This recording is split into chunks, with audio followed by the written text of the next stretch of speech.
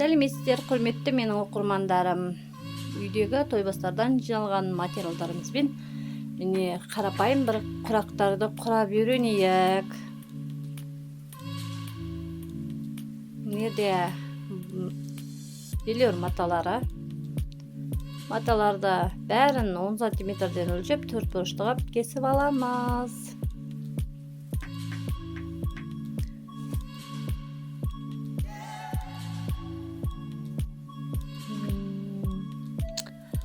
Кесіп алғаннан кейін 4 бұрыштыны 3 бұрыштап кесіп шығып, мынандай құрағымызды құрап шығамыз.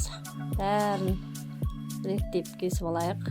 Міне жерде уже мен бір құрап көрсетіп жатырмын. Көріп үйреніп алыңыздар, оңай әрі тез құралардан құрақ. Ұсақ материалдар бекер қалмайды зато. Қазақтың өнері деген жетеді ғой. Зато әдемі көрпе жасап аламыз.